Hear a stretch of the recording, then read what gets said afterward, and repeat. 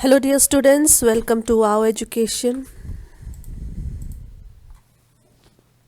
So, today we are going to start lesson History 10 of class 7th, and the name of the lesson is 18th Century Political Formation. In this lesson, we are mostly going to cover the topics which had taken place in 18th century. So first is decline of Mughal Empire, how it declined. Second is emergence of new state. After decline of Mughal Empire, which new and important states that had emerged at that time. Nadir Shah, who was he? Sikh, Jat and Maratha dynasties we'll talk about. So let us start the lesson. The crisis of the empire and later Mughals. It became increasingly difficult for the later Mughal emperors to keep a check on their powerful mansabdars. जो important जो Mughal rulers होते हैं उनको मैंने आपको एक बहुत trick बताई थी बहुत किसी और वीडियो में आई थिंक उसका नाम है बादशाह means starting from Babur then Humayun Akbar Jahangir Shahjahan और Aurangzeb. Aurangzeb was not the last ruler of Mughal dynasty. In fact, he was the last very important as well as powerful Mughal ruler. Aurangzeb के बाद के जितने भी रूलर आए those they were not so powerful और उन्होंने अपने जो प्रीवियस रूलर्स थे प्रीवियस उनके फैमिली के जो रूलर्स थे उन लोगों के द्वारा जितना भी मुग़ल एम्पायर को एक्सटेंड किया गया था जितना बढ़ाया गया था जितना स्ट्रॉन्ग और पावरफुल बनाया गया था उसको डुबाने में कोई भी कसर नहीं छोड़ी. तो लेटर मुगल्स उनको ही बोलेंगे जो औरंगजेब के बाद जिन्होंने दिल्ली के ऊपर रूल किया. उन लोगों को जो सबसे ज़्यादा डर था वो था उनके पावरफुल मनसबदार से. मनसबदार कौन होते हैं जो देखो मुग़ल एम्पायर तो बहुत बड़ा एक टेरिटरी है उसको बहुत छोटे छोटे प्रोविंसेस में छोटे छोटे स्टेट्स में बांट दिया है और हर स्टेट को लुक आफ्टर करने के लिए एक मनसबदार को अपॉइंट किया जाता है. जैसे हमारे कंट्री में अभी 28 स्टेट्स हैं और हर स्टेट के लिए एक चीफ मिनिस्टर होता है तो वो चीफ मिनिस्टर उस अपने पर्टिकुलर स्टेट को लुक आफ्टर करता है. Similarly in 18th century also a mansabdar was responsible for looking after the entire territory entire administration of that territory. तो उनको मनसबदार बोलते हैं. Nobles appointed as governors often control the offices of revenue and military administration. तो governor जो appoint होते थे इन governors को Mughal emperor इनको अपॉइंट करके अलग अलग सूबों में भेजता था. सूबे का मतलब आज के टाइम का स्टेट समझ लीजिए आप लोग. तो उस समय इनको सूबा बोला जाता था और उस सूबे का जो हेड होता था जो उसको रूल करता था उसको सूबेदार बोलते थे और सूबेदार मुग़ल एम्परर के अंडर में काम करता था और उसको उस सूबे का उस रीजन का military administration as well as revenue administration दोनों दिया जाता था. मतलब सारी पावर उसको दे दी जाती थी. उसके पास रेवेन्यू कलेक्ट करने का भी पूरा जिम्मेदारी होता था. मतलब जितना भी टैक्स होगा उस एरिया से वो उसको कलेक्ट करके दिल्ली में जो मुग़ल सल्तनत है उसको सेंड करेगा और उसके पास एक मिलिट्री भी होती थी सो दैट अगर उस एरिया में कोई अशांति होती है कहीं पर कुछ वॉर ब्रोक होता है तो वो उसको अच्छे से हैंडल कर सके. तो you can understand this chronology with the help of this diagram. See, at the top of this chain is emperor. emperor से नीचे होता है मनसबदार और मनसबदार के नीचे देखो कौन कौन से उसके डिपार्टमेंट हैं. फर्स्ट है रेवेन्यू डिपार्टमेंट जिसको दीवानी बोलते हैं. मुग़ल टाइम में जो टैक्स डिपार्टमेंट है उसको दीवानी डिपार्टमेंट बोला जाता था और जो गवर्नर होता था उसके पास दीवानी और फौजदारी यानी मिलिट्री डिपार्टमेंट भी होता था. तो हम पता लगा सकते हैं कि जो फौज वर्ड है जो अभी हम फौज यूज़ करते हैं या फौजी यूज़ करते हैं ये हमको ये वर्ड किसने दिया है ये मुग़लों ने दिया है. This gave them extraordinary political, economical and military powers over vast region of the Mughal Empire. अब जब किसी सूबेदार को या किसी मनसबदार को आप इतने सारे पावर दे दोगे तो वो तो ऑटोमेटिकली इम्पॉर्टेंट भी हो जाएगा और पावरफुल भी हो जाएगा. As the governor consolidated their control over the provinces, the periodic remission of revenue of the capital declined. धीरे धीरे क्या हुआ उन मनसबदार ने अपने एरिया का पूरा रेवेन्यू अपने कंट्रोल में रख लिया. टैक्स लेके अपने पास ही रखने लगे. They did not send any tax और very less tax to the Delhi. Delhi में जो सुल्तान था उसको बहुत कम टैक्स भेजने लगे, या कभी कभी वो टैक्स नहीं भी भेजते थे। और दिल्ली के सुल्तान जो थे वो अपने आप में ही इतने जो है डूबे हुए थे, वो लोग ऐश कर रहे थे, आराम कर रहे थे, उनको अपने टेरिटरी से, अपने एम्पायर से कोई लेना देना नहीं था। बस वो अपना पैसा जो है, बहुत ज़्यादा उन लोगों के पास मनी थी, बहुत ज़्यादा धन दौलत थी, उसको मौज मस्ती करके वो लोग उड़ाने में लगे हुए थे। तो उसी का फ़ायदा इन फौजदारों ने, इन सूबेदारों ने ले लिया। Peasants and zamindari rebellions in many parts of the northern and western India added to these problems। अब क्या होने लगा, पहले के टाइम पे जब स्ट्रॉन्ग सेंट्रल वो था, रूलर था, जो दिल्ली के जो सुल्तान थे वो बहुत स्ट्रॉन्ग थे, अपनी प्रजा का, अपने सब्जेक्ट का बहुत अच्छे से they used to look after. But अब जो है सेंटर में गवर्नमेंट जो है, मतलब जो पॉलिटिकल पावर है मुग़ल एम्पायर की, वो इतनी स्ट्रॉन्ग नहीं है, उनको अपने लोगों से कोई लेना देना नहीं है। तो इसलिए जो पीजेंट्स हैं, peasants are the people who live in village, means villagers, जो ग्रामीण लोग हैं और जमींदार लोग हैं, उन लोगों ने बहुत जगह पे रेबल स्टार्ट कर दिया। रेबल का मतलब होता है विद्रोह। जब आप अपने गवर्नमेंट के खिलाफ, अपने राजा के खिलाफ उनकी बात मानने से इनकार कर देते हो, उनके रूल्स को फॉलो करने से इनकार कर देते हो, then that condition is known as rebellion. और इससे वेस्ट इंडिया में as well as northern India में बहुत ज़्यादा प्रॉब्लम्स क्रिएट होने लगी। और कभी कभी तो ये जो रिवॉल्ट्स होते थे, ये जो विद्रोह होते थे, वो इसलिए भी होते थे क्योंकि उनके ऊपर जो सूबेदार थे, जो मनसबदार थे, वो बहुत हैवी टैक्स लगा देते थे। अदरवाइज़ क्या था, अकबर के टाइम पे क्या था, एक रेवेन्यू का एक फ़िक्स अमाउंट सेट था, जैसे 1/10 जितना भी प्रोडक्शन होता है। रेवेन्यू कैसे देते थे पीजेंट्स लोग, जो उनका टोटल प्रोडक्शन होता था उसका 10th पार्ट वो राजा को दिया करते थे। बट अब मनसबदार लोगों ने अपने अपने हिसाब से टैक्स को इंक्रीज़ कर दिया है, तो उस इंक्रीज टैक्स को गांव के लोग देने में वो they are not capable, they are not able, तो ज़्यादा उनके ऊपर टैक्स का बर्डन हो गया है। इसलिए भी उन लोगों ने अपने अपने प्लेसेस में, अपने अपने रीजन्स में विद्रोह कर दिया है। और at other times they were attempt by powerful chieftain to consolidate their own positions. The Mughal emperors after Aurangzeb were unable to arrest the gradual shifting of political and economic authority into the hands of provincial governors, local chieftains and other groups। और औरंगजेब के बाद के जो ruler थे, उन लोगों के हाथों से धीरे धीरे करके जो सत्ता थी, जो पावर थी, वो शिफ्ट होके अब गवर्नर्स के हाथ में जा रही है। बट ये सारे के सारे जो प्रिंस हैं वो इस बात को देख भी नहीं पा रहे हैं, इस बात को समझ भी नहीं पा रहे हैं। नादिर शाह अटैक्स दिल्ली। ना उसी चीज़ का, जिस चीज़ का डर था वही हुआ। आपको पता है, जब भी किसी कंट्री का, जब भी किसी टेरिटरी का जो रूलर होता है वो वीक हो जाता है, या फिर उसको जनता से कोई लेना देना नहीं होता है, या फिर उसको अपने राज्य के लिए कुछ काम नहीं करना होता है, वेलफेयर नहीं करना होता है, तब इसका फ़ायदा क्या होता है, फॉरेनर्स उठाते हैं, है ना। तो ऐसे ही नादिर शाह था एक, वो था ईरान का रूलर था। उसने दिल्ली सिटी को 1739 में लूट पाट किया, वहाँ के अंदर हमला किया और दिल्ली के अंदर से इमेंस का मतलब होता है इतनी दौलत ले गया जिसको आप काउंट भी नहीं कर सकते हो, जिसकी आप इमेजिनेशन यानी कल्पना भी नहीं कर सकते हो। इतनी दौलत को वो लूट के अपने साथ अपनी कंट्री ईरान ले गया।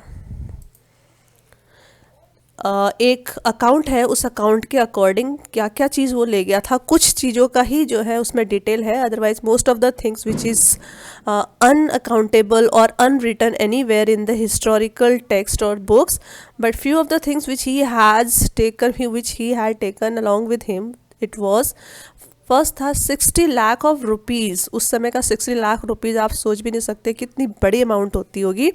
एंड सम 1000 गोल्ड कॉइन्स, और हज़ारों की संख्या में गोल्ड कॉइन्स ले गया। और गोल्ड वेयर का मतलब होता है बर्तन। आपको पता है शाही जो महल होता है, जो इतना बड़ा रेड फोर्ट है, रेड फोर्ट के अंदर कितने सारे बर्तन होंगे जो सोने और चांदियों के बने होंगे, है ना, चांदी के बने होंगे। तो उनमें से हज़ारों की संख्या में वो 1 करोड़ रुपए के कीमत जो वैल्यू थी, उतने वैल्यू का वो केवल रेड फोर्ट से बर्तन लेके गया।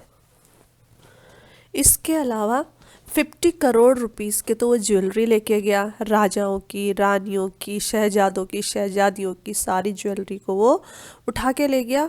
और most of them unrivalled in the world, और कुछ ज्वेलरी तो ऐसी थी जिसका कोई भी मुकाबला, कोई भी कंपटीशन पूरी दुनिया में नहीं था। इतनी बेशकीमती, वैल्यूएबल और बहुत ज़्यादा क्या उसको बोला जाएगा, मतलब बहुत ही हाई क्वालिटी का और अच्छी क्वालिटी के जो ज्वेलरी थे वो अपने साथ ले गया।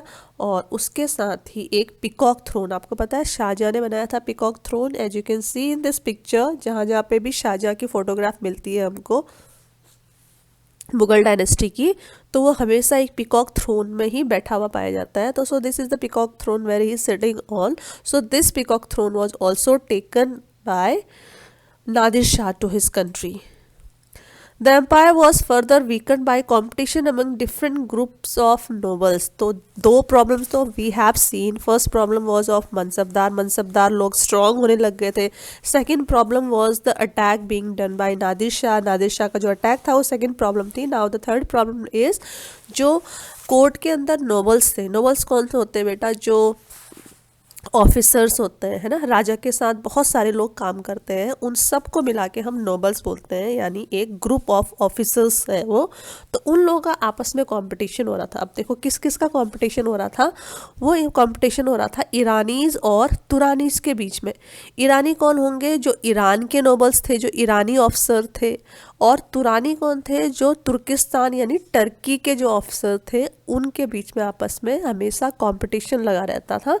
ईरानीज अपने आप को राजा का ज़्यादा क्लोज मानते थे और तुरानीज अपने आप को राजा का ज़्यादा क्लोज मानते थे। और बहुत लंबे समय तक व्हाट दे डिड, उन्होंने राजा को अपने इशारों पे न जाके रखा। कभी राजा जो है ईरानीज के कहने के अनुसार चला, कभी वो तुरानीज के कहने के अनुसार चला। तो इट मीन्स बहुत लंबे समय तक जो दिल्ली एम्पायर था, दिल्ली एम्पायर के अंदर नोबल्स का ही बोलबाला रहा। The worst possible humiliation came when two Mughal emperors, Farrukh Siyar and Alamgir II were assassinated। अब देखो नोबल इतने ज़्यादा स्ट्रांग हो गए हैं, वो भी दरबार के अंदर, कोर्ट के अंदर, कि उन लोगों की हिम्मत और जुर्रत इतनी ज़्यादा बढ़ गई है कि उन्होंने दो जो मुग़ल एम्प्रर थे, वो थे एम्प्रर्स ही हैं ये दोनों, है ना, तो इन दोनों का कत्ल ही कर दिया, इन दोनों को मौत के घाट उतार दिया। तो इतनी पावर उनकी बढ़ गई कि वो लोग राजा को ही उन लोगों ने मार दिया। तो ये दो शहजादे थे या फिर जो राजा थे, इन दोनों को मौत के घाट उनके गवर्नर्स के द्वारा मौत के घाट उतार दिया गया। And the next thing was to others, इसके अलावा दो और जो राजा थे यानी मुग़ल बादशाह थे, अहमद शाह और शाह आलम, उनको उनके नोबल्स ने ब्लाइंड ही बना दिया। ब्लाइंड इसलिए बना दिया क्योंकि वो ब्लाइंड हो गए थे, उसके बाद they will not be able to take care of their empire, और जो राजपाट है वो नोबल्स के हाथ में चला जाए करके they made them blind. Emergence of new state. अब ये पूरा दिल्ली एम्पायर है, ये मुग़ल डायनेस्टी थी बेटा इतनी बड़ी। अब इस डायनेस्टी में धीरे धीरे करके इसके पीसेस होने वाले हैं, यानी इनके टुकड़े होने वाले हैं और न्यू न्यू स्टेट्स बनने वाले हैं। इससे पहले ये पूरा का पूरा एम्पायर मुग़ल डायनेस्टी के अंडर में था। मुग़ल ने इन सब को एक बना रखा था, जोड़ के रखा हुआ था। The states of the 18th century can be divided into 3 overlapping groups. 18th century के जो स्टेट्स थे उनको हम 3 पार्ट में डिवाइड कर सकते हैं। फर्स्ट पार्ट है states that were old Mughal provinces like Awadh, यहाँ पे अवध है, बंगाल, ये बंगाल है, और इसके अलावा हैदराबाद। तो ये 3 बहुत बड़े बड़े प्रोविंसेस थे, बहुत बड़े बड़े स्टेट थे जो मुग़ल डायनेस्टी के अंडर में थे, मतलब उसके ही पावर में थे, ऑल्दो एक्सट्रीमली पावरफुल। और ये 3 स्टेट बहुत ज़्यादा पावरफुल थे, यहाँ से बहुत ज़्यादा टैक्स भी आता था राजा को। The rulers of this state did not break their formal ties with the Mughal emperor. और इन 3 स्टेट के जो रूलर थे वो हमेशा राजा के अंडर में ही, उनके ही सहयोगी या फिर उनके साथ ही बन के चले। अवध, बंगाल एंड हैदराबाद। नेक्स्ट कौन से स्टेट है, state that had enjoyed considerable independence under the Mughal as वतन जागीर। These included several Rajput principalities. वतन जागीर नेक्स्ट फॉर्म ऑफ स्टेट्स हैं। ऐसे कौन से स्टेट होते हैं जो वतन जागीर? बहुत बार क्या हुआ था, जो मुग़ल एम्परर्स थे वो राजपूत लोगों के साथ अच्छे फ्रेंडली टर्म्स में रहे थे, बट कुछ कुछ मुग़ल एम्परर्स राजपूतों के साथ अच्छे फ्रेंडली टर्म्स में नहीं रहे थे, तो उन लोगों ने उनके स्टेट को हड़प लिया था। बट जैसे रायर अकबर था, अकबर की तो जो एक वाइफ थी वो खुद एक राजपूत की बेटी थी, तो उन्होंने क्या किया, ऐसे राजाओं को उनका वतन, तो उनका जो स्टेट है उनको रूल करने के लिए दे दिया, बट उनको अपने अंडर में ही बना के रखा। उनको बोला जब कभी हमको ज़रूरत होगी आपको हमारा ही साथ देना होगा। तो ऐसे स्टेट्स को वतन जागीर बोला गया। थर्ड टाइप ऑफ स्टेट कौन से हैं? The last group of state included under the control of Maratha, Sikh and others like the Jat. ये मराठा किंगडम है, ये जाट किंगडम है और सिख किंगडम है। These were of different size and had seize their independence from the Mughals after a long drawn armed struggle. अब औरंगजेब के मरने के बाद ये तीनों के तीनों स्टेट ने क्या किया, अपने आप को मुग़ल एम्पायर से, मुग़ल कैप्चर से, मुग़ल रूल से अलग कर दिया और ये 3 इंडिपेंडेंट स्टेट हो गए। इनके ऊपर मुग़लों का कोई रूल नहीं रहा। Hyderabad, now let us talk about Hyderabad. First of all, जैसा मैंने पहले बताया था, जो हैदराबाद था वो भी मुग़ल एम्पायर का अपना ही स्टेट था, अपनी ही टेरिटरी थी। तो इस टेरिटरी को बाद में स्टैब्लिश करने का क्रेडिट जाता है निज़ाम उल मुल्क आशफ जा। असली नाम तो आशफ जा है, बट जैसे शहंशाह लगाते हैं लोग राजा अपने नाम के आगे, कभी चक्रवर्ती लगाते हैं, कभी महामहिम लगाते हैं, सिमिलरली इसने अपने आप नाम के आगे लगाया निज़ाम उल मुल्क और इनका नाम था आशफ जा। He was the founder of Hyderabad state. 1724 से 1748 तक he ruled. He was one of the most powerful members at the court of Mughal emperor Farrukh सियार। जो मुग़ल एम्परर था फर्रुख सियार, इससे पहले हमने पढ़ा था मुग़ल एम्परर फर्रुख सियार का क्या कर दिया था, असैसिनेशन कर दिया था, उसके नोबल्स ने उसको मार दिया था। तो ये फर्रुख सियार के कोर्ट में बहुत इंपॉर्टेंट और पावरफुल रूलर था, और रूलर नहीं था, ऑफिसर था, नोबल था। तो जब राजा किसी से खुश हो जाता है तो उसको किसी न किसी स्टेट की और बड़ी जिम्मेदारी दे देता है। तो similarly what happened, he was given the duty to look after the state of Hyderabad. उसको हैदराबाद भेज दिया गया मुग़ल एम्पायर के द्वारा। As the Mughal governor of the Deccan provinces during 1722-22, Asaf Jah had already gained control over its political and financial administration. और जब वो फर्रुख सियार के कोर्ट में था तब उसके अंडर में पूरा डेक्कन के प्रोविंसेस थे, मतलब साउथ इंडिया के पूरे स्टेट उसके अंडर में थे, और उसने बहुत ही अच्छी तरह से वहाँ के स्टेट को लुक आफ्टर किया था। Taking subsequent advantage of the turmoil in the Deccan and the competition among the court nobility, he gathered power in his hand and became the actual ruler of this region. और उसके बाद जब वो south India में चला गया तो उसके बाद उसको पता चला दिल्ली के अंदर तो वहाँ के जो कोर्ट के अंदर के जो नोबल्स हैं, जो ऑफिसर्स हैं, वो तो अंदर ही अंदर बहुत ज़्यादा कॉन्स्पायरेसी कर रहे हैं ना, षड्यंत्र कर रहे हैं। तो इसका उसने फ़ायदा उठाया और हैदराबाद को अपने हाथ में ले लिया, अपने कंट्रोल में ले लिया, और ख़ुद हैदराबाद का इंडिपेंडेंट रूलर बन गया। पहले तो उसको मुग़ल कोर्ट के द्वारा भेजा गया था कि go and take care of Hyderabad, but now उसने देखा कि कोर्ट वाले जो हैं, दिल्ली के जो रूलर हैं, वो इतना ध्यान नहीं दे रहे हैं, तो उसने अपने आप को हैदराबाद का हेड घोषित कर दिया। Asaf Jah brought skilled soldiers and administrators from northern India. Asaf Jah जब साउथ में गया, हैदराबाद में गया, तो जाने से पहले वो अपने साथ नॉर्थ इंडिया के बहुत ज़्यादा टैलेंटेड सोल्जर्स को और एडमिनिस्ट्रेटर का मतलब होता है जो पेपर वर्क करते हैं, जो क्लर्क होते हैं, जो अकाउंटेंट होते हैं, उनको अपने साथ लेके गया था, क्योंकि उनको उसने और ज़्यादा प्रमोशन दे दिया था और ज़्यादा पैसों का लालच दे दिया था।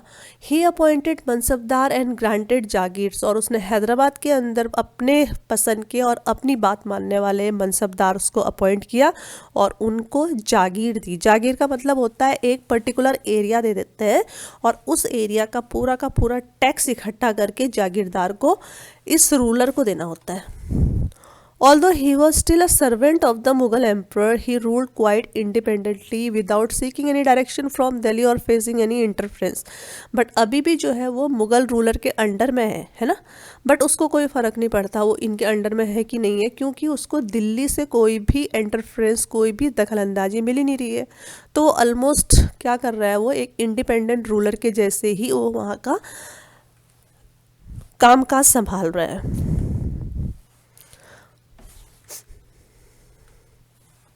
The state of Hyderabad was constantly engaged in struggle with Marathas. ये देखो ये हैदराबाद है और हैदराबाद मराठा स्टेट से ज़्यादा दूर नहीं है, ये पूरा मराठा रीजन है. तो हमेशा हैदराबाद और मराठा लोगों के आपस में लड़ाई चलती रहती थी, इसीलिए हैदराबाद को हमेशा मराठा पावर से डर लगा रहता था इधर से.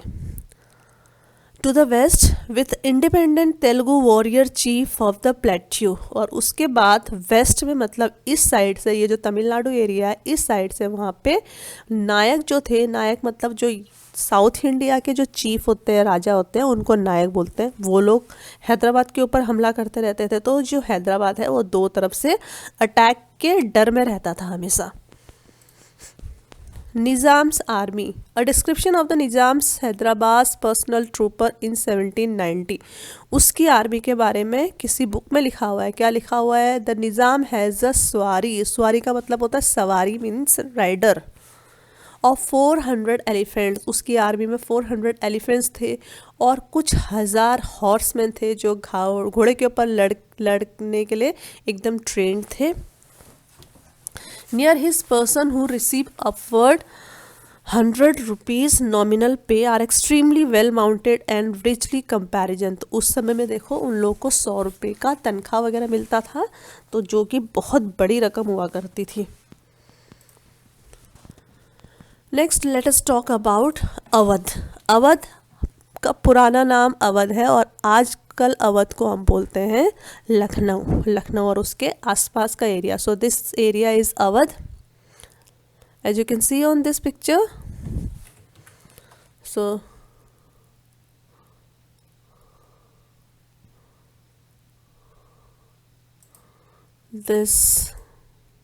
this region is Awadh.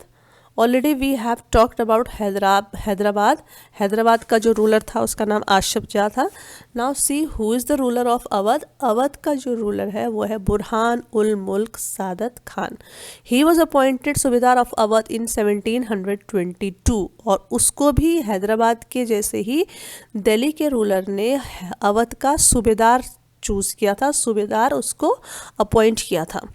Awadh was a prosperous region. Awadh जो एरिया ये बहुत ही ज़्यादा रिच एरिया, और रिच एरिया इसलिए है क्योंकि यहाँ पे बहुत सारी रिवर्स है. You can see these blue lines. So these are not actually the line, these all are reverse.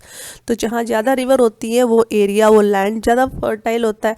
ज़्यादा फर्टाइल होता है तो वहाँ ज़्यादा एग्रीकल्चर होता है. ज़्यादा एग्रीकल्चर होता है तो वहाँ से ज़्यादा टैक्स मिलता है. ज़्यादा टैक्स मिलने से क्या होता है, वो एरिया ज़्यादा रिच हो जाता है.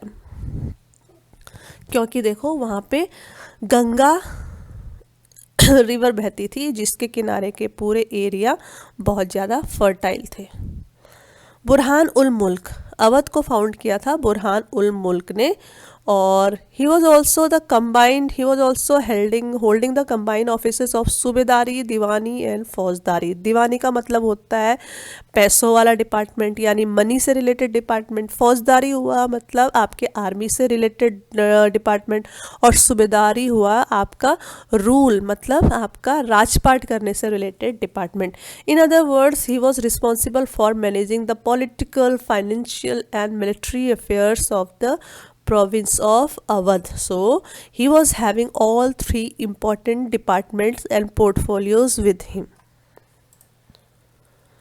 Burhan ul Mulk tried to decrease Mughal influence in the Awadh region by reducing the number of office holders appointed by the Mughal. अब अवध के ऊपर ज़्यादा मुग़ल लोगों का रूल ना हो उसके लिए उसने क्या किया, मुग़ल एम्परर ने जितने भी जागीरदार को अपॉइंट किया था बुरहान उल मुल्क ने उन सबको निकाल दिया, और उसने अपनी पसंद के और जो उसकी बात मानते हैं ऐसे जागीरदार को उनकी जगह पे उसने अपॉइंट कर दिया. The state dependent on local bankers, जो अवध का स्टेट था उसको पैसा कहाँ से मिलता था, जो लोकल बैंकर्स होते हैं। तो ये बैंकिंग वाला टर्म भी देखो उसी समय से स्टार्ट हुआ है। बैंकर्स को पहले के टाइम पे महाजन बोलते हैं या फिर मुनीम बोलते हैं, या पैसे देने वाले जितने भी सेठ होते हैं उनको बैंकर्स बोलते थे। It's all the right to collect tax to the highest bidders, और जो जितना ज़्यादा पैसा देता था उस मुनीम को राजा क्या कर देता था, उसको पूरा एक एरिया दे देता था। परमानेंटली नहीं, इनफैक्ट बोलता था ये area we have given you, now collect the tax from this area, और उसी से अपना तुम कर्जा चुका हुआ समझो। राजा जो कर्जा लेता था उन बैंकर से, उसके बदले में उन बैंकर्स को वो एक पूरा लैंड एरिया दे देता था, या कभी कभी गांव दे देता था, और वो सूदखोर होते थे, वो जो बैंकर्स होते थे वो उस एरिया से टैक्स इकट्ठा करके अपना कर्जा वसूल कर लेते थे। These revenue farmers agreed to pay the state a fixed sum of money, और उनको बोला गया revenue farmers. Local bankers guaranteed the payment of this contracted amount to the state. In turn, the revenue farmers were given considerable freedom in the assessment and collection of taxes. So this local bankers guaranteed the payment, वो जितने भी local bankers थे वो राजा को guarantee देते थे कि हम आपको इतना टैक्स हर साल का या हर मंथ का आपको भेजेंगे, उसके बदले में उनका जो एरिया होता था वो उस एरिया से जितना भी टैक्स बचता था उसको अपने पास रख लेते थे। These developments allowed new social group, अब इसके बाद क्या हुआ, एक नए प्रकार के लोग जो है सोसाइटी में डेवलप हो गए, उनको मनी लेंडर्स या फिर बैंकर्स बोला गया। और इन लोगों को जब जब राजा को ज़रूरत पड़ती थी पैसे की, ये इन लोग क्या करते थे, उनको राजाओं को उधार दिया करते थे। नेक्स्ट इज़ अवध के बारे में पढ़ लिया हमने, बंगाल के हैदराबाद के बारे में पढ़ लिया। Now let us read about Bengal. Bengal जो थर्ड बहुत इंपॉर्टेंट प्रोविंस था मुगल डायनेस्टी का, उसको अलग करने का क्रेडिट कौन से मनसबदार को जाता है, वो था मुर्शीद कुली खान। उसको पहले वहाँ का नायब नियुक्त किया था, नायब अपॉइंट किया था, और वो भी हैदराबाद और अवध के रूलर के जैसे उसने यहाँ का रेवेन्यू का डिपार्टमेंट देखना था। अवध बंगाल का रेवेन्यू डिपार्टमेंट देखने के लिए उसको दिल्ली से बंगाल भेजा गया था। In an effort to reduce Mughal influence in Bengal, he transferred all Mughal जागीरदार्स to Orissa. अब मुग़ल रूलर ने जितने भी जागीरदार को बंगाल के अंदर अपॉइंट किया था, उसने क्या किया मुर्शीद कुली खान ने, उसने उन सब को उड़ीसा भेज दिया। मतलब जैसे ट्रांसफ़र होता है ना आज के टाइम पे, अगर आप किसी से खुश नहीं हो तो क्या होती है, गवर्नमेंट क्या करती है, उस ऑफिसर का ट्रांसफ़र कर देती है। ऐसे ही मुर्शीद कुली खान ने भी जो मुग़ल डायनेस्टी के द्वारा चुने गए जितने भी ऑफिसर्स थे उन सब का ट्रांसफ़र उसने उड़ीसा में कर दिया, सो दैट कि अगर उनको उसकी बात अच्छी नहीं लगती है तो वो मुग़ल रूलर को चुगली ना कर दे करके उन सबको उड़ीसा भेज दिया, और उनकी जगह पे उसने अपने जो खास आदमी थे उनको अपॉइंट कर दिया। The close connection between the state and the bankers noticeable in Bengal under the rule of Ali Vardi Khan. जैसे अभी हमने पढ़ा अवध में बैंकर्स लोग का कितना इंपॉर्टेंस था, वो राजा को कितनी बड़ी बड़ी पैसों से मदद किया करता था, तो सेम चीज़ बंगाल में भी थी। बंगाल में भी रूलर्स बैंकर्स का एक ग्रुप बन गया था, और ये बहुत ज़्यादा डेवलप किसके टाइम पे हुआ था, अली वर्दी खान के टाइम पे। During his rain the banking house of जगत सेठ became extremely prosperous.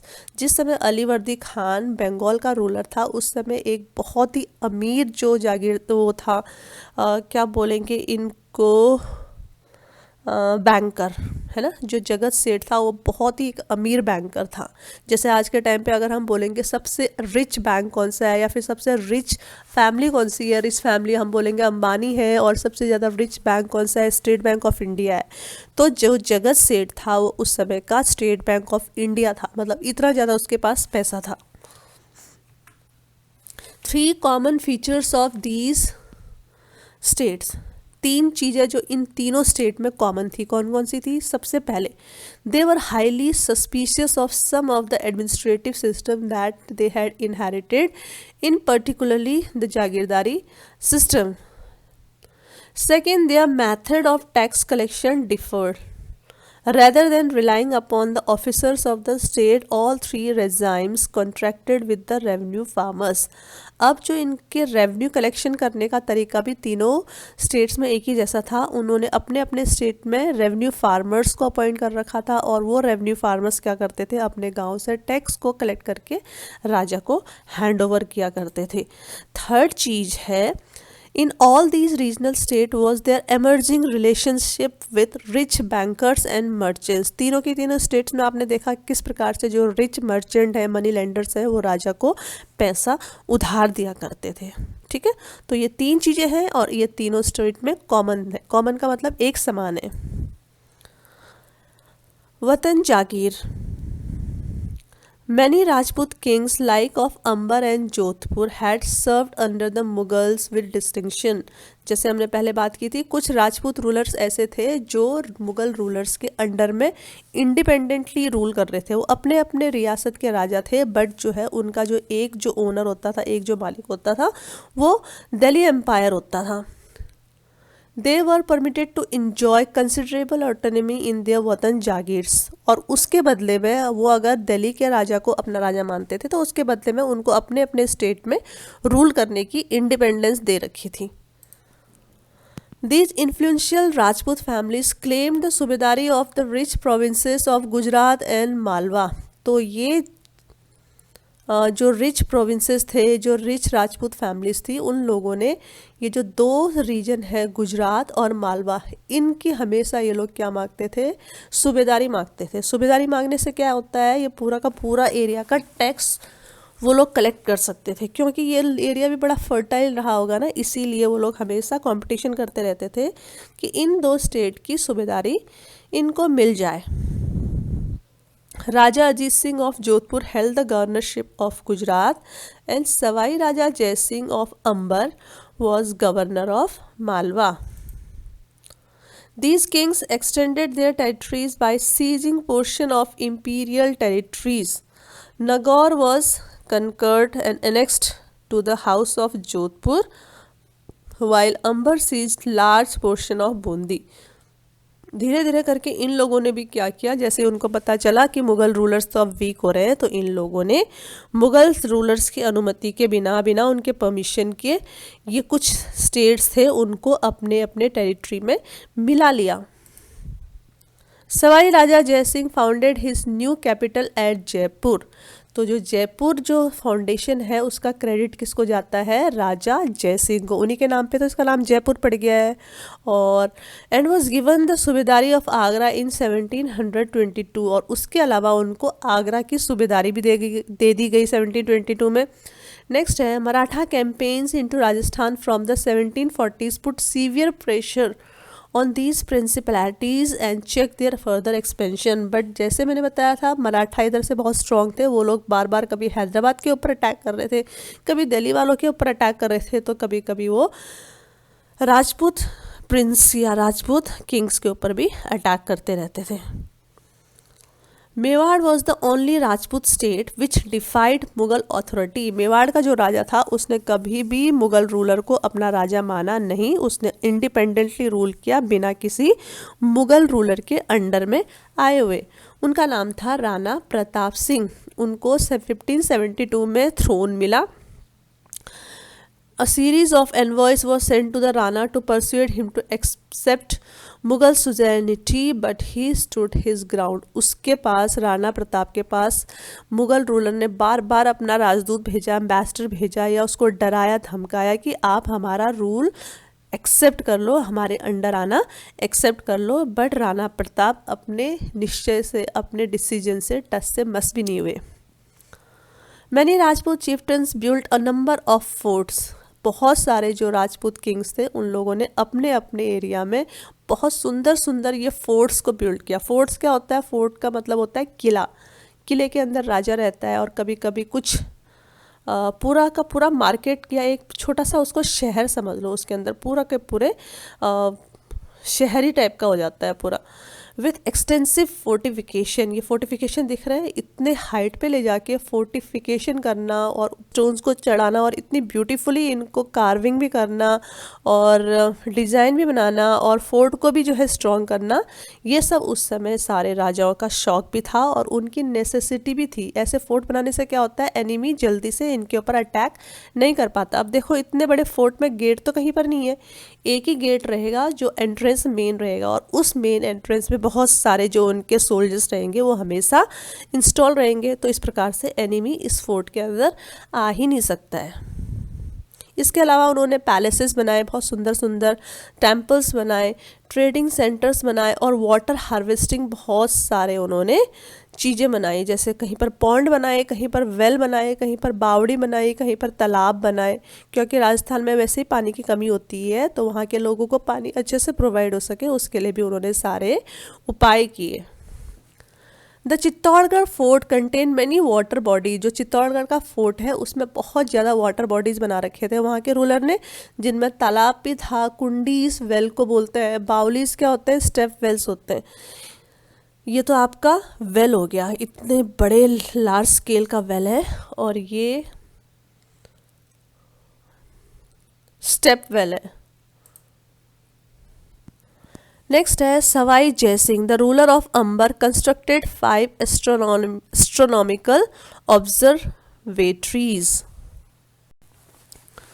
One each in Delhi, Jaipur, Ujjain, Mathura and Varanasi. Jai Singh कौन थे, जिन्होंने जयपुर का स्टैब्लिश किया था। तो वो एक बहुत बड़े और बहुत ही ज़्यादा अच्छे एस्ट्रोनॉमिकल ऑब्जर्वर भी थे, मतलब उनको एस्ट्रोनॉमी में बहुत ज़्यादा इंटरेस्ट था, इसीलिए उन्होंने 5 ऑब्जर्वेटरीज बनाई। कौन कौन से प्लेसेस में, I already told you, Delhi, Jaipur, Ujjain, Mathura and Varanasi. और इन ऑब्जर्वेटरीज को जंतर मंतर बोलते हैं। दिल्ली में जितने भी लोग विजिट करते हैं तो they must go to this place, Jantar Mantar. इनका क्या काम होता है, हेवनली बॉडीज को ऑब्जर्व करना। A description of Raja Jai Singh in a Persian account of 1732 में किसी पर्सियन राइटर ने अपनी बुक में उनके बारे में क्या लिखा हुआ है।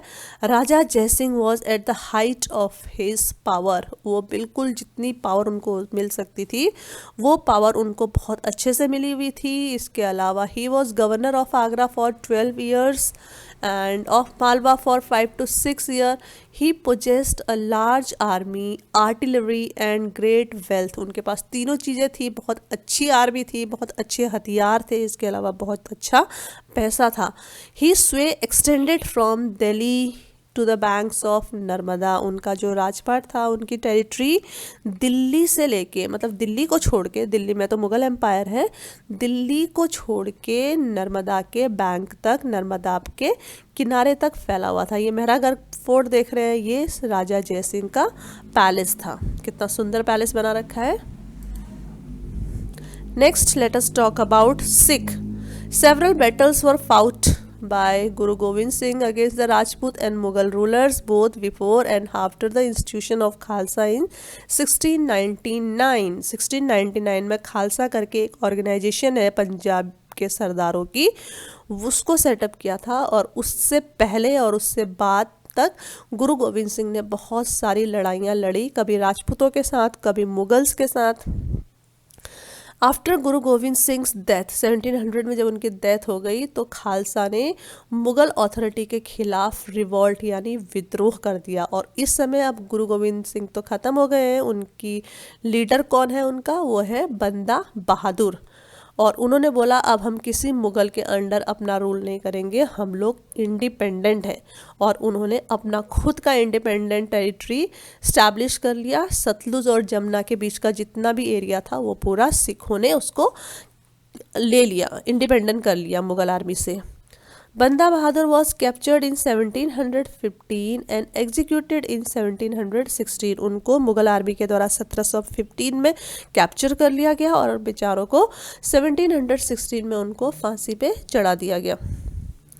Under a number of able leaders in the 18th century, the Sikh organized themselves into a number of bands called jathas and later on misls. Sikh लोगों ने अपने आप को ऑर्गेनाइज कर दिया था और उनके ऑर्गेनाइजेशन को, उनके ग्रुप्स को जत्था बोलते थे और कहीं पर उनको मिस्ल भी बोलते हैं। और उन सारे जत्थों की जो कंबाइन आर्मी होती है उसको ग्रैंड आर्मी यानी दल खालसा भी बोलते हैं। और खालसा लोग क्या थे? वो लोग लड़ाके थे, वो सोल्जर्स थे अपने रिलीजन के। The entire body used to meet at Amritsar at the time of Baisakhi and Diwali to take collective decision known as resolution of the Guru। और वो सारे के सारे जो दल खालसा के मेंबर्स थे, जो सोल्जर्स थे, लड़ाके थे, वो बैसाखी के और दिवाली के टाइम पे अमृतसर में अपनी मीटिंग किया करते थे और वहाँ पे अपनी एक रेजोल्यूशन लेते थे, यानी एक डिसीजन लेते थे। A system called Rakhi was introduced offering protection to cultivators on the payment of a tax of 20% of the produce। उसके बाद उन्होंने एक राखी वाला सिस्टम भी स्टार्ट किया जिसमें क्या होता था, जो किसान होते थे, फार्मर्स, उन दल खालसा के मेंबर्स को राखी बांधते थे। उसके बदले में दल खालसा के जो मेंबर्स थे उनके पूरे फसल का प्रोटेक्शन करते थे। मतलब कोई और आके उनसे टैक्स न ले ले या फिर कोई उनके ऊपर हमला न कर दे, इस सब से उनको बचाया करते थे। The Sikh territories in the last 18th century extended from the Indus to Jamuna। Indus river Ladakh से निकल के पाकिस्तान से होते हुए अरेबियन सी में चली जाती है। तो उस इंडस रिवर से लेके दिल्ली का जो जमुना रिवर है उस एरिया तक पूरा सिखों का रूल था। बट उसके बाद क्या हुआ, धीरे धीरे वो लोग डिवाइड होने लगे, मतलब एक दूसरे से अलग होने लगे और उन लोगों ने भी अपनी छोटी छोटी अलग अलग करके स्टेट बना लिए। कोई भी आर्मी या फिर कोई भी स्टेट तभी स्ट्रांग रहता है जब वो इकट्ठा रहते हैं, यूनाइटेड रहते हैं। बट जैसे ही वो डिवाइडेड हो जाते हैं, टुकड़े टुकड़ों में बढ़ जाते हैं, वो लोग वीक होने लग जाते हैं। तो ऐसे ही वन ऑफ देम वाज, जैसे एक छोटे से टेरिटरी के जो रूलर थे वो थे महाराजा रंजीत सिंह। उन्होंने क्या ट्राई किया, उन्होंने बोला कि हम सबको ऐसे अलग नहीं रहना चाहिए, वी शुड बी यूनाइटेड। और उनने उन सबको दोबारा से यूनाइटेड करने की बहुत ज़्यादा कोशिश की और उन सबको यूनाइट करके उन्होंने अपना एक स्टैब्लिशमेंट यानी कैपिटल लाहौर में बनाया 1799 में। Next is Maratha. मराठा कौन है? जो महाराष्ट्र के रूलर थे उनको मराठा बोलते हैं, यानी जो मराठी स्पीकिंग पीपल है they are known as Maratha. Groups of highly mobile peasant pastoralist, Kunbis बोलते हैं इनको।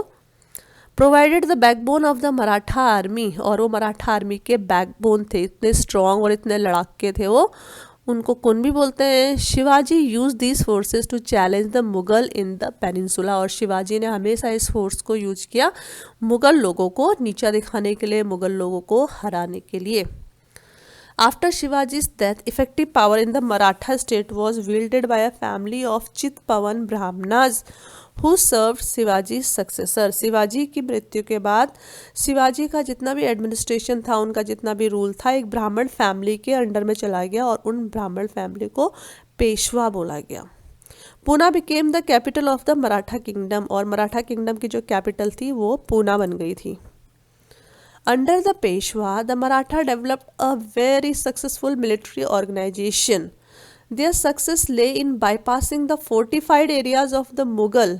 वो मुगल आर्मी के इतने बड़े बड़े जो फोर्टिफाइड एरिया थे उनके ऊपर भी रेड करके बहुत अच्छे मराठा लोगों के वो थे, सोल्जर्स हुआ करते थे या उनकी आर्मी हुआ करती थी, तो वो मुगलों को भी चकमा देके और उनके ऊपर से सडन अटैक करके उन लोगों को बुरी तरह से हरा देते थे। Malwa and Gujarat were seized from the Mughals by 1720. By the 1730, the Maratha king was recognized as the overlord of the entire Deccan Peninsula। तो 1730 तक देखो पूरा का पूरा जो साउथ इंडिया है वो मराठा के हाथों में चला गया। He possessed the right to levy Chauth and Sardesh Mukhi in this entire region. Now what is Chauth and what is Sardesh Mukhi? चौथ क्या होता है? जब हम चौथाई हिस्सा लेते हैं, यानी किसी भी चीज़ का फोर्थ पार्ट लेते हैं या फिर 25% लेते हैं किसी भी चीज़ का, तो उसको हम चौथ बोलते हैं। और ये है रेवेन्यू, मतलब लैंड रेवेन्यू में 1/4 पोर्शन अगर राजा ले रहा है तो उसको चौथ बोलते हैं। नेक्स्ट है सरदेश मुखी। 9 to 10% of the land revenue paid to the head revenue collector in the Deccan. जब 10th part हम जो है टैक्स देते हैं अपने रूलर को, तो दैट इज नोन एज सरदेश मुखी. Agriculture was increased and trade revived. Maratha के टाइम पे एग्रीकल्चर को बहुत अच्छे से इनक्रेज किया गया और व्यापार जो था, जो इतने सालों से ट्रेड बंद हो रखा था, उसको दोबारा से स्टार्ट किया गया. इससे क्या हुआ, this allowed Maratha chiefs like Scindia of Gwalior, Scindia Gwalior के थे, गायकवाड़ बड़ौदा के थे और नागपुर के थे भोसले. ये जो 3 रूलर थे, इन लोगों ने अपने बहुत पावरफुल आर्मी बना ली पैसे के through. New trade routes emerge with in the areas control by the Marathas. और जो एरिया मराठा लोगों ने कंट्रोल कर रखा था, उन एरिया से व्यापारी लोग गुजरने लगे. और जब वहाँ से ट्रेडर्स गुजरने लगे तो वहाँ पे न्यू रोड्स बन गए, न्यू रास्ते बन गए. और इस प्रकार से भी मराठा किंगडम को बहुत सारा टैक्स मिलने लगा. The silk produce in the Chanderi region now found new outlet in Poona. इसके अलावा चंदेरी रीजन का जो सिल्क था वो भी बहुत ज़्यादा पॉपुलर हो गया और उससे भी रूलर को टैक्स मिलने लगा. Now let us talk about Jats. Under their leader Chudaman, Jat acquired control over territories situated to the west of the city of Delhi. Delhi छोड़ के दिल्ली का जो वेस्टर्न वाला एरिया है, जिसको अभी हम राजस्थान बोलते हैं या फिर थोड़ा सा हरियाणा का पार्ट ले लो, इन सब में किसका रूल था, जाट का रूल था. और किसके अंडर में था, चूड़ामन के अंडर में था. The Jat were very prosperous agriculturist. Prosperous का मतलब बहुत रिच एग्रीकल्चरिस्ट, मतलब फार्मर होते थे. And town like Panipat and Ballabhgarh became important trading centres in the area dominated by them. और उनके टाइम पे पानीपत और बल्लभगढ़ 2 बहुत इंपॉर्टेंट सिटीज़ बन गए थे जहाँ पे बहुत सारा बिजनेस हुआ करता था. Under Surajmal the kingdom of Bharatpur emerged as strong state. और सूरजमल जो ये राजा हैं, उनके अंडर में भरतपुर का किंगडम एक स्ट्रॉन्ग किंगडम बना. The areas under the political control of Surajmal broadly included parts of modern eastern Rajasthan, southern Haryana, western Pradesh, Uttar Pradesh and Delhi. Surajmal built a number of forts and palaces. उन्होंने बहुत सारे forts और palaces बनाए. And the famous Lohagarh fort in Bharatpur, Bharatpur Rajasthan में है, वहाँ का Lohagarh fort कभी भी देखने जाओगे तो वो सूरजमल के द्वारा बनाया जाएगा, जो इस रीजन का सबसे स्ट्रॉन्गेस्ट फोर्ट माना जाता है. So this is the end of the lesson, and these are some of the important questions. You can pause the video anytime and read the question answer. Try to give the answers to all the questions, and even if you find any difficulty while answering these questions, you can again go back and watch the video. So that's it for this video. And please do like our channel, that is Wow Education. Share our videos also to your friends and relatives so that we can help to bring more relevant items, more information to you and help you out there. Thank you so much.